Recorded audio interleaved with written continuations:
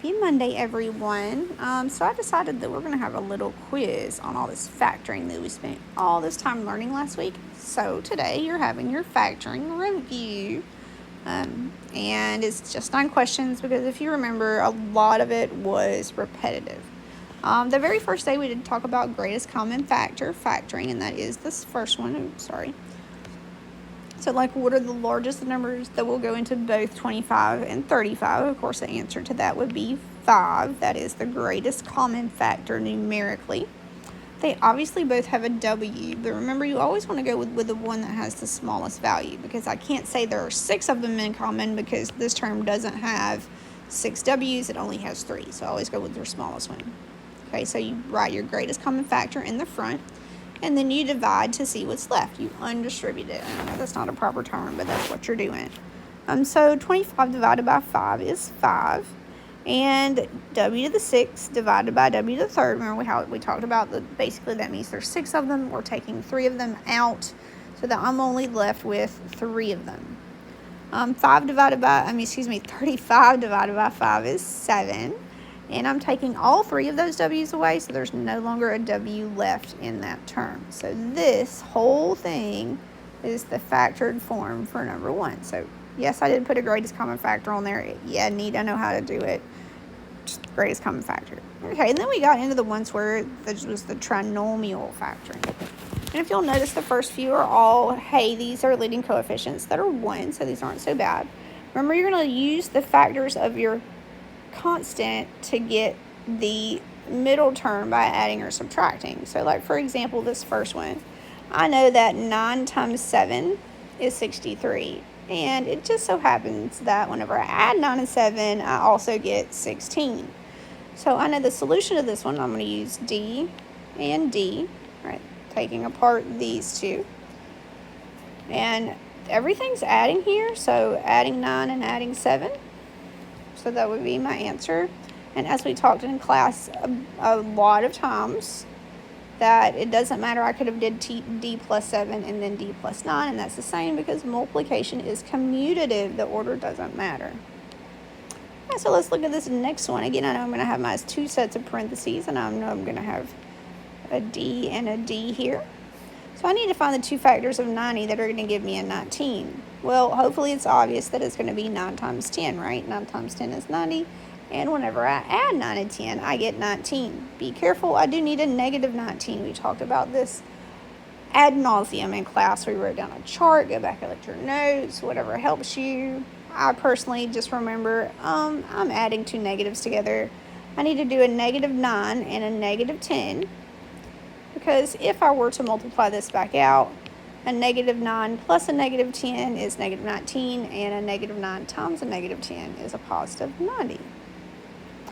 Number 4, here we go. Number 4, I want to have an x value and an x value. This time I need the 2 factors of 42 that give me 1. All right, that's really a 1. So, of course, it's going to be 6 times 7, right? 6 times 7 is 42, and I know when I subtract 6 and 7, I'm going to get a 1. Now, I need a negative 1, right? A minus 1. So, I need my 7 to be negative and my 6 to be positive. Negative 7 plus 6 is indeed negative 1. So, that is the solution to number 4. All right, the last one with the leading coefficient initially of 1 is number 5. On this one, as we can see, we have a negative for my constant term, right? So I still need to use the factors of 48. This time I'm getting 2. Hopefully it would be obvious that I would do 6 times 8, right? 6 times 8, if I subtract those, I'm going to get 2. I need a positive 2. So it'll be plus 8 and minus 6. Positive 8 and negative 6 give me a positive 2. And if I multiply together, oh, my voice, there it goes. I do get a negative 48. Goodness, sorry.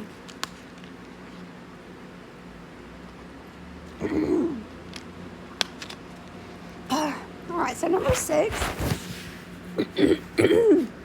Sorry, I'm dying. It's okay. These have a greatest common factor of 2, right? They're all even numbers. I can divide them by 2. That's going to make my life a whole lot easier.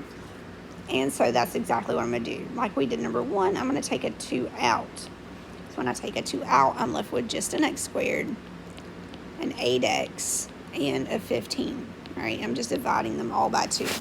What that leaves me with, of course, is this nice trinomial that doesn't have a leading coefficient, and it makes life so much easier.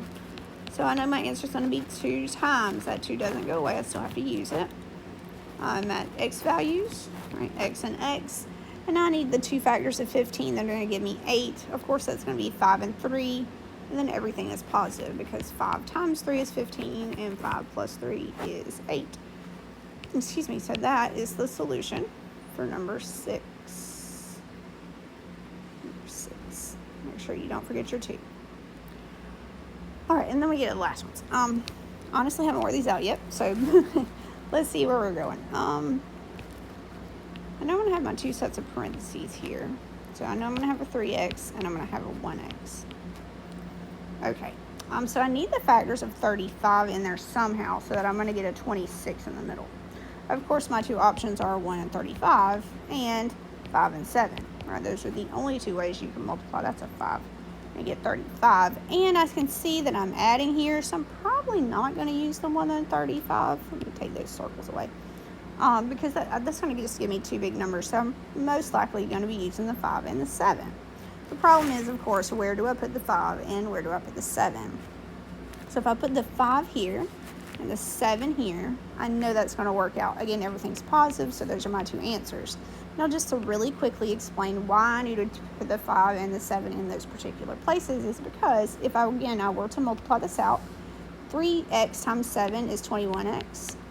5 times x is 5x. And if I were to add 21 and 5, that's going to give me 26. Right? So it's just use multiplication to check your answers. It's really not difficult to do that.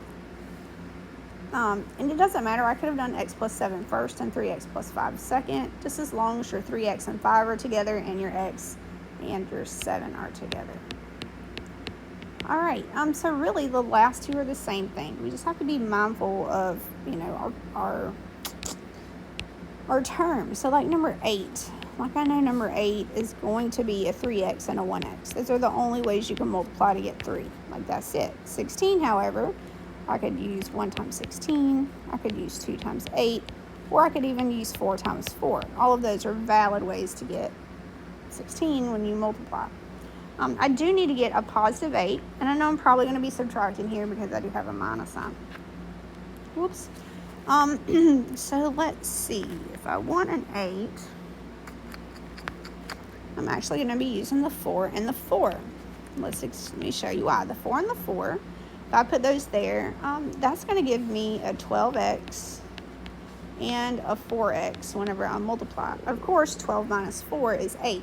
I need a positive 8, so I need a positive 12 minus 4, which means this would have to be negative, right? Negative 4 times x is negative 4x. 3x times positive 4 is going to be positive 12.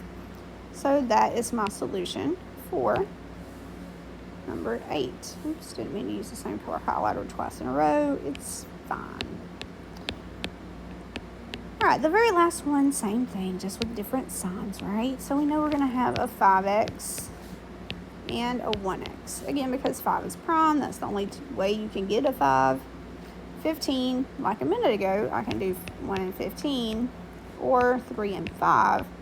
And I need a 22 to come out of the deal. As a matter of fact, I need a negative 22 to come out of the deal.